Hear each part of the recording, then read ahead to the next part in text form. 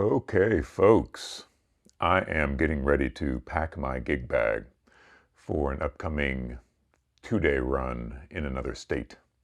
I'll be playing at a Renaissance festival on a stage in the out of doors. So a lot of the stuff that I pack in my gig bag itself, the stuff that I tend to keep in my gig bag at all times, no matter what kind of show I'm going to, no matter what's expected of me, there's some standard things that always live in my gig bag. Sometimes, depending on a show, I might have to take other gear. If I'm playing drums, for example, I might take a completely different set of gear if I'm playing guitar. So I am playing guitar at this gig, so this is guitar focused, though you'll see there's a couple drum tools as well. It always helps to be prepared because you're not the only one on stage usually, and your drummer forgets his drum key. It's nice to be the hero that happens to have one. Ask me how I know. I've been on both sides of that equation. So, as far as gig bag itself, I just use an Ogio backpack. I know that there's a lot of companies that want to sell you very expensive backpacks and other kind of bags to use as gig bags. I haven't seen a lot of additional functionality in those as far as, I don't know, it's not worth the money to me. I think a good quality backpack, something that keeps your hands free as you're lugging to and from stage. If you got an amp in one hand, a guitar in the other, it's nice to have a gig bag on your back, not one that has to be carried or slung over the shoulder. It's less convenient for me. So I prefer a backpack. I do have a very large, I call it my gig bag. It is a gig bag, but it has all the mics, all the long cables, all the power cords, all the things that I would take with me if I was responsible for everybody's sound, for example, or setting up for a full band, versus I'm only really responsible for myself and the things that I need. If it's just me, all I need is my gig bag. Like I said, this is an Ogio backpack. I think this is actually supposed to be a motorcycling backpack, but they sell the same backpack for students and for motorcyclists and for whatever. Anyway, I think this is the Renegade. I like this bag a lot because of all the exterior accessible pockets. That's really handy for me in the way that I like to organize things. I hate to have to dig down into the depths of a bag trying to find a flashlight, for example. It's nice to have a pocket that one can go in, easily accessible on the outside.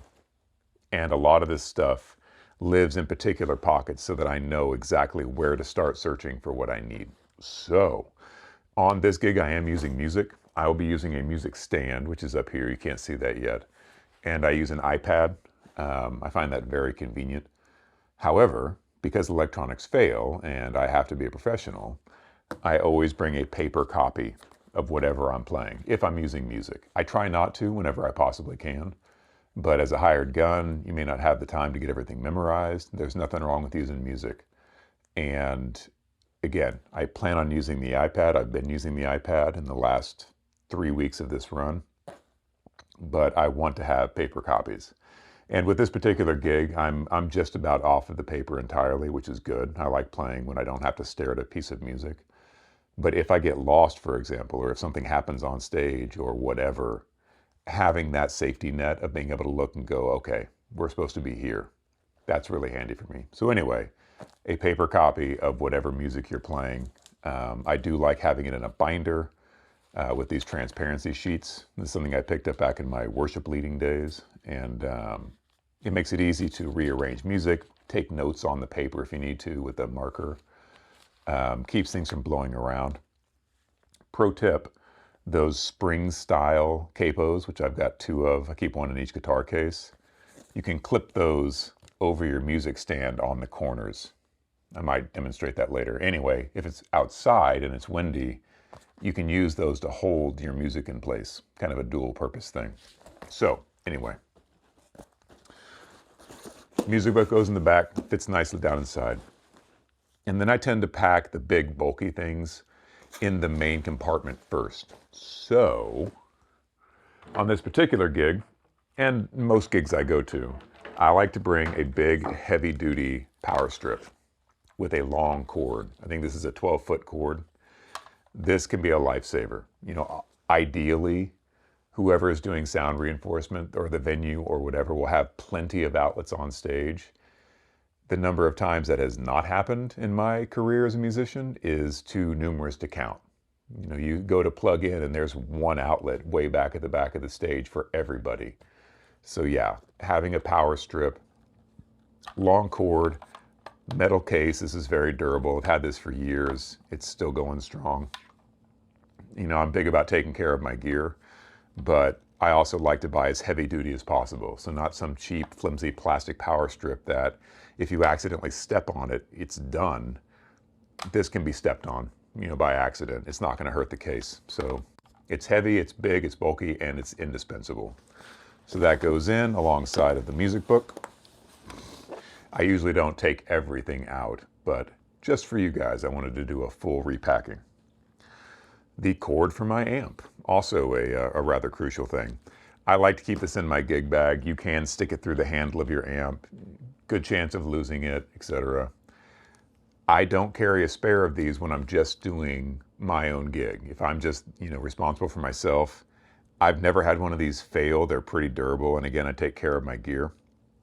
I will look at it and make sure that there's no cracks, frays, splits, that the prongs aren't coming apart. But as long as it looks like it's in sound condition, I've never had one of these fail. Unlike, say, guitar cables, phono cords. We'll talk about that when we get there. So the amp cable goes in the bag.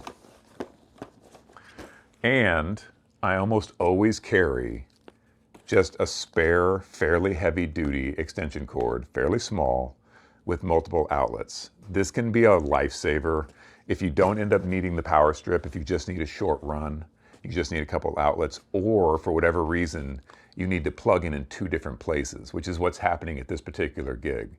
The way that we're set up on stage, my amp and everything is at the back, so that's where the main power strip is. And then since I'm using music and an iPad, I like to have that plugged in. So this allows me to run this alongside the stage, bring it around front, and everything can be plugged in directly underneath my music stand. So it's a nice and neat, cuts down on cords running all over the stage as much as possible. This lives in my bag at all times, even if I don't have the big power strip with me. In fact, there's a space for it down at the bottom where it tucks in nicely. Speaking of cables, I play wirelessly. I use a wireless system for my guitar, which is really, really nice. And, you know, fortunately these days it's not expensive. There was a time when only professional musicians like Bon Jovi and Aerosmith had wireless systems. You know, these days I think that these are less than $100. You know, these prosumer models. It's not the cheapest model that are like 15, 20 bucks, and it's not the most expensive, which are in the thousands. I found it completely reliable. I've never had a problem with it, never had any problem with interference. I did do some research and got the one that was highly recommended. This is the Swift Audio WS50, I think, Blackwing. They're easy, they last. I've never had a problem with them. That being said, I have two of them, meaning I've got four. Things like this, I want to have a backup for. So when I bought the one and I liked it and I tested it and it worked, I went ahead and just bought another one and the exact same one. One nice thing about this is that you can use them, you can use multiple pairings, so I can have both of my guitars transmitting to one receiver on my pedal board. So if I'm playing with a backup guitar or I'm playing with a secondary guitar, say I'm playing nylon and steel string, I can have both of them plugged in, both of them synced up, both of them ready to go into one receiver. That's nice. And having the spare receiver, spare batteries, etc. And if one goes down, I can easily swap over. So these are cheap enough that buying two was completely doable. These live in the side pocket. Now, this is where I do get a bit ridiculous. On the advice of several of the online channels I looked at, these wireless receivers come in kind of different frequency bands. The Blackwing is on a very high frequency band.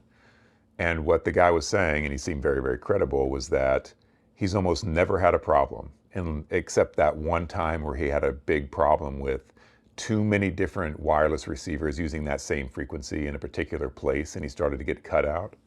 So he recommended getting a separate set of wireless receivers in a completely different frequency. So I did. I got these Lakato, and these operate on a low frequency. So I've never had to use these. In fact, I've never used them live. I like this design. It's small, it's sturdy, robust. It works just fine. I have tested it, but I've never run into an interference issue where I thought I need to switch over and try my backup. This is also nice, and this happened last week, where we had a guest player playing with us, sharing our stage, and I was able to hand them a wireless system and be like, here you go. So, you know, if you want to be friendly to your friends and musicians, having a spare set. But yeah, I literally bought this because of you might need a lower frequency receiver in some situations. Whatever, it works. They're cheap. And again, I think these are less than 50 bucks. So money well spent, in my opinion. Now, as I was saying before, things fail. And if for some reason the wireless fails, I want to have a good old-fashioned, 1/4-inch phono cable backup so I can immediately plug into my board and keep going. Also, I don't run wireless between my amp and my board. That seems like an extra hassle to me. So I'm still running a hard line between my pedal board and my amp. At the last week, I always carry 2 cables, right? 2 is one is none. Phono cables I've definitely had short out. They'll seem fine, and you'll plug in, and somewhere in the cable there's a break or a crack or a stress, usually up at the head of the cables where the connectors are, but sometimes it can be in the middle. Somebody ran over it with a dolly cart, or it got kinked really badly, and all of a sudden you've got a dead cable. So having a spare, it's not really a spare. If you have 2 cables, you have 1 cable. And for the first couple runs of the show, I was fine just having my spare cable in that. We ended up changing our sound layout, and I needed a much longer 1/4 phone cable than I had with me. So for this particular run, I'm bringing along an extra, just another long cable, because I needed it last week. And that's how a lot of this stuff happens. You pack for what you need, you get to the event, you play, you realize, man, I wish I had 1 more 1/4-inch cable. So this week I'm bringing 2. One of those definitely gets used from my pedal board to my amp. 1 is a spare, and then that 3rd one is going to be if I need to, again, plug in for a long distance run. This is truly just me trying to be a pro, and that's, I'm not doing any microphone, I'm not using a mic at all. So I don't need a mic and cable. However, this is one of those things that I do rely on my bandmates to provide their own gear and have their own stuff ready. The number of times we're having a mic cable and a mic has saved the day, because either the mic cable went bad or the mic went bad or whatever happened, or you need to have another mic for some reason. One of the pickup systems on an acoustic instrument dies, and now you've got to set up a mic for it. Not everybody plans ahead. And so I always carry at least, a Shure SM57, SM58, that kind of thing, a mic holder for it, and a mic cable, always. I haven't taken this out of the bag this whole trip, and I'll still take it with me. So mic cable, the clip for that mic, and I've got a condenser and an SM57 in here. This is also the bag where I keep my spare pedal board cables, these little short ones. Again, just having a spare of each one that I need. Good thing to have. So yeah, it's extra weight, it's extra bulk, and I just like being able to be prepared for no matter what happens. That again goes in the cable bay.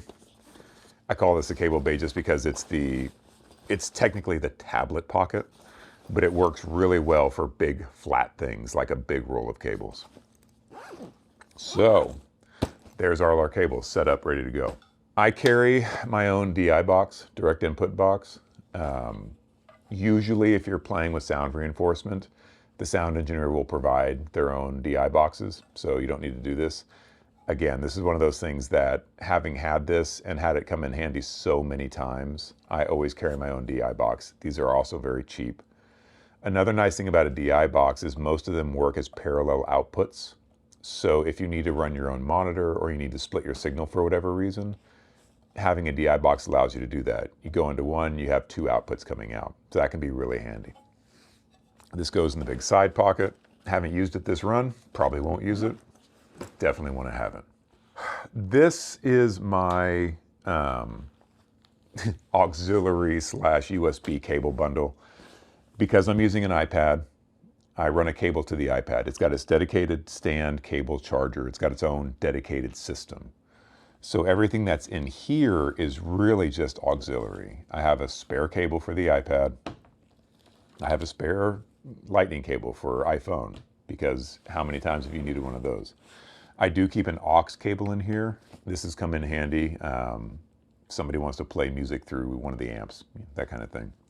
Super simple. I keep one of each style of USB. Isn't that grand that we need to have all that? So I've got USB-A, USB Mini, USB-C, all the USBs. I've got one of each of those cables. And then I prefer this little magnetic proprietary system for all my personal devices. So I keep a spare cable and the spare adapters. These are really cool. It's just a USB-C, USB-A Lightning style connector. You plug it into your phone and now your phone has a magnetic charging point. The cable just attaches to it magnetically. Click. And it's really handy. So instead of carrying 4 different cables in my bag, I carry one cable and all my devices have those little magnetic inputs. I keep my spares in here. Car adapter, always very handy. And all that lives in this little pouch, along with the big wall wart. It's got USB-A, USB-C.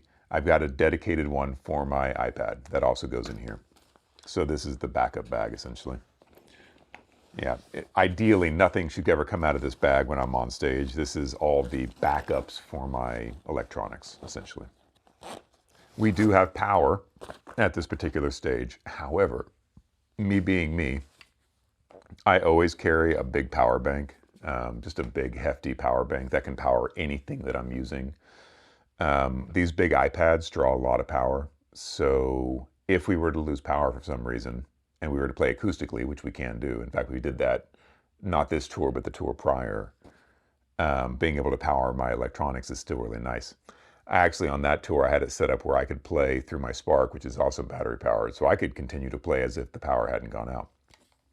Anyway, just a big power bank. This is the big Anker one. I really like this. That goes in the main compartment along with the adapter kits. Sweatbands. If you are a guitar player, bass player, any kind of instrument player where your fingers have to stay dry, your hands have to stay dry, especially when you're playing outside in Ohio and it's 90 degrees, these are a lifesaver. You'll see the big metal guys wearing these. There's a reason. I mean, if you're playing, especially with your guitar hand, with it pointing down, that sweat runs into your hand and makes it hard to grip your pick. Also on your fretting hand, you can get really, wet skin is soft, so you don't want your playing hand to be wet. So a pair of wristbands.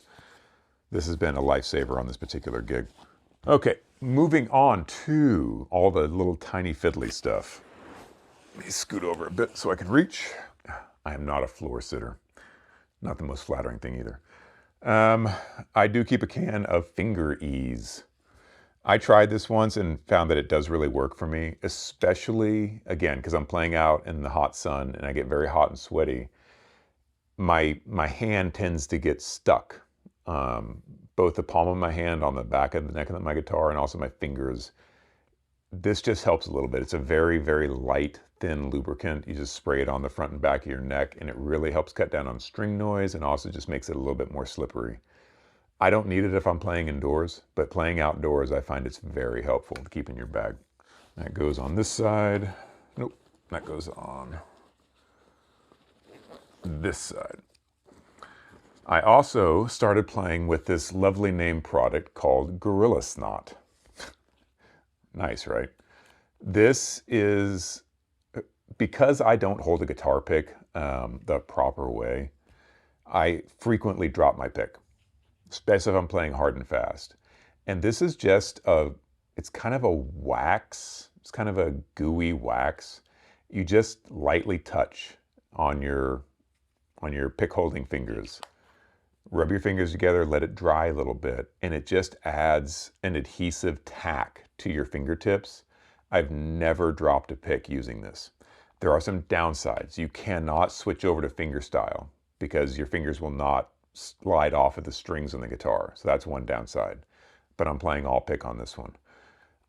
It does tend to get on your picks and form kind of a buildup that you have to then clean off. But that to me is worth it because again, I've never dropped a pick using this stuff. it makes your pick stick to your finger in a very aggressive way that I've never, you let go and the pick is still attached to your thumb. So yeah, this is good stuff. One thing lasts a very long time. It smells good too. But this has become, I guess it's kind of a crutch, but I'm happy to have the crutch because I can't be dropping my picks in the middle of a song and trying to grab another one. I guess I'll unpack this a little bit. So this is just a guitar kit. And this is small enough that it actually does fit into the pocket of my guitar case, the under the neck pocket. I keep it in my gig bag. It's just easier because I have several guitars that I'm traveling with and I always end up leaving it in the wrong case. So it goes in the gig bag. Inside the guitar kit are all the things, the little fiddly things that you need to maintain, play, and restring a guitar, for example. On the restringing side, a pair of end nippers, very handy. Nut lubricant, which sounds much worse than it is. This is just something you put in the top of the nut to let the strings slide freely. Some people use graphite. I like this stuff a lot. An extra set of guitar strings. There's actually, since I'm playing multiple guitars on this, I have different sets of strings. So this is for my steel string. This is for my nylon string. Full set of each. And then I have this pack, which is actually just a bunch of different spares. This came in handy last week when another guitar player asked me if I had a string, and I said, "You damn right I do." String winder, again for changing strings. A fingernail clipper. The number of times that fingernails are weird because they'll be fine one day and the next day they're way too goddamn long. So I keep a fingernail clipper in my guitar kit. I can't play if my fingernails are too long. It just drives me crazy. So this stays in there. This is a set of Allen keys. You would hope that all guitars had the same truss rod key. They don't. And then also electric guitars and basses have little tiny Allen keys on the bridge that you adjust. So this has all the Allen keys for all of my guitars. And I also keep a couple extra bridge pins in here, which can come in handy. I've never used one, but who knows? I keep them in there anyway.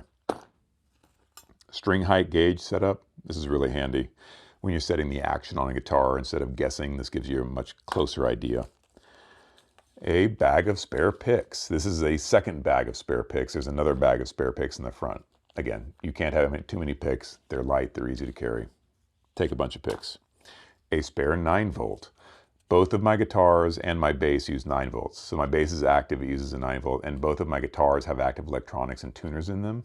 You want to have a spare 9 volt. A spare capo. This weird looking little thing is just an applicator for this, the string guide to get it down into the frets. Yeah, it's one of those things.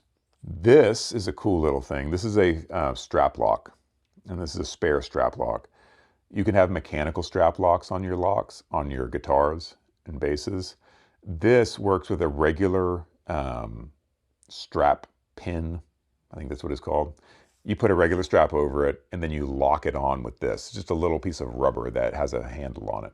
These are super handy, and I keep a spare one in here. And then there's this. This is a very specialized tool. This is only for my steel string electric guitar. I use this to set the bridge properly. I made this because I needed something that fit under the bridge perfectly to set the height. So it lives in my guitar bag. Otherwise I would lose it. So yep, that's all of that. That all lives in here. This bag does get used a lot. I'm either changing strings, changing somebody else's strings, need to grab a pick, whatever. Clipping my fingernails. I would not travel without this bag anywhere. As you can see, I'm very much like compartmentalization. I like, this bag has all this, this bag has all this. What else? When I was talking about spare batteries, I do keep a 9-volt in there because that's the battery that works with almost all of my instruments. I also keep AA's, AAA's, and a spare 9-volt in this little battery pouch. This is more for other people. A couple of my devices need batteries, but nothing I play with on stage uses anything but a 9-volt. So this is just belt and suspenders. Into what I guess you would call snivel gear, at least we did back in the military. Couple packs of Kleenex, just handy to have. Tiny little first aid kit, you never know. I keep several first aid kits in almost every bag I have. This is just some antiseptic wipes and some Band-Aids. Good thing to have on stage. I have in fact cut myself and needed it. Wet wipes, especially if you're playing out in the hot sun, like I am right now. This can be really nice for cleaning off. This is nice if you're borrowing somebody's in-ear monitors, for example. It's nice to be able to wash those things off. Also, as I was mentioning before, when I use Gorilla Snot on my fingertips, that stuff doesn't go away. It's very tacky and it stays tacky. So when I'm done playing, I like to be able to grab one of these and wipe off that residue. And it also wipes it off the picks. So yeah, always have wet wipes, napkins, paper towels, whatever. That lives in the front pocket, along with my Kleenex and my little first aid kit. Nope, first aid kit. I also keep just a pack of lens wipes. These are good for glasses, they're good for device screens, they're good for camera lenses, etc. They're small, they're light. I put them in every bag I have. I've got this little pack up front here that is perfect for that kind of stuff. Also where you keep your prophylactics when you're on the road. At least I do. All right, we're getting down to the final things. I do keep a lighter, just a regular Bic. You never know. It's always handy. That goes in the tool pocket. This is the tool pocket. I keep a flashlight. Stages tend to be dark. You need to find stuff at night. You need to crawl underneath something and look for a wire. You can't read the back of your amp because whatever. Always have a flashlight. Always, just a little tiny flashlight. It's really handy to have in your gig bag. A small light multi-tool. This is just an old cheap Gerber that I've had for many, many years. Pliers, a blade, a scissors, Phillips, and flathead, and a can opener. That's all you need. A lot of guitar gear, direct boxes, EQ boxes, some amps, some basses. The battery covers sometimes have screws. They're not just a thumb cover, they're screwed on. So not having a tiny little Phillips head handy can ruin your day. Flathead, Phillips, pliers, all that stuff. I use this almost every gig for something or another, so I would not travel without it. Camera stop. It can be a bit redundant in my case because of the person that I am. I have a multi-tool in almost every bag I own, but I don't always have every bag with me, which is why I have one in every bag. So when I go to the stage, I only take my gig bag and my instruments. I'm not taking my big purse with me. So having this dedicated in this bag has saved the day many times. Like I said, I'm a guitar player on this. I'm only responsible for myself. I'm not doing vocals, I'm not doing drums or anything like that. However, I never travel without some drum tools. I've been a drummer my whole life, and you pack all your stuff, you get to the gig and you don't have a drum key, which can be really goddamn embarrassing and can be a huge problem. So I keep a drum key. This style is nice because, for example, these World drums, these djembes, you can't use a standard drum key on them. You have to have a long one. So this long one can do regular drums and the World drums are in a specialized drum key, whereas your standard drum key can only do regular drums. I keep one of these. This is a small Evans drum torque wrench. It just lives in my gig bag. This is really handy for getting a pretty rough tuning on your drums. We'll get into all that some other day. So yeah, these live in my bag at all times in the toolbox. And the number of drummers that have thanked me have, well, there's been many. A marker, a pen, a pencil, standard stuff you just need to have. Write your name on stuff. It's no guarantee that it'll come back to you, but if your name is not on it, it's not coming back to you. That's how I always look at it. So I've got a pencil, an ink pen, and a marker in here. I think I got 2 ink pens spare. And finally, we're getting close to the end here. What goes into my gig bag? I do keep one of these. These can be really handy. It's a kind of magic circle of fifths chart. It allows you to put in a key, and it does all the diminished, minors, majors, sevenths, all that stuff. I've used this on occasion. I haven't used it this gig at all, but it's a thin little piece of plastic. It lives in this little pocket right here. That's one of those things that just handy. You can do the stuff on your phone, but phones don't always work where we play. Almost done. Which is good because I am no good at sitting on the floor. So, pair of reading glasses. I don't always wear my glasses. And the older I get, the harder it is to read tiny fine print on electronics, for example. I've been using these all day to suss out my charging boxes to see which ones were a 64 watt, for example. So yeah, just a standard pair of reading glasses for me. And a spare pair of sunglasses, because you can't be a rock star if you don't have sunglasses. And that is what I keep in my gig bag. A bonus tip, I keep these on my gig bag, not in my gig bag. These are made by Night Eyes, and they are just flexible rubber bands. They're super lightweight, and you can use them for almost anything. I have improvised a mic holder out of these. I have used them as cable bundles. I've done all kinds of things with these. Again, they're super lightweight, they're not expensive, and they just sit on this side pocket. I always have these with me. I've used these a couple times on this particular tour. So yeah, always handy to have. They make little tiny ones too for cabling, but I tend to like Velcro for that. A roll of electrical tape. That's one thing that I forgot to put in here. Hang on. All right, I'm back. I had to go find some electrical tape, which is the one thing I did forget last week. Roll of electrical tape. Again, between those twist ties, some electrical tape, a little bit of ingenuity. There's not a lot you can't fix on stage if you need to. I don't carry a big roll of duct tape or gaffer's tape. There is that in my big gig bag. But again, I'm only responsible for myself, and I don't plan on using any of my auxiliary gear. So, tape goes in the tool pocket. Finally, iPad in the back. One reason I like this bag is it has a big armored laptop pocket where my iPad / music stand goes. And then I am ready to hit the road. That's what's in my gig bag. That's what I take to every gig with me. I can't think of anything I left out.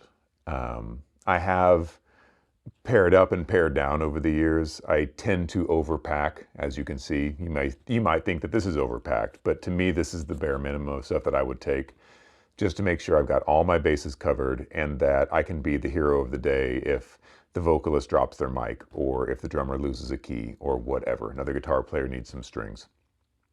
But that's what lives in my gig bag. Comment on what you keep in yours, any good ideas you have, things that you would not travel without, etc.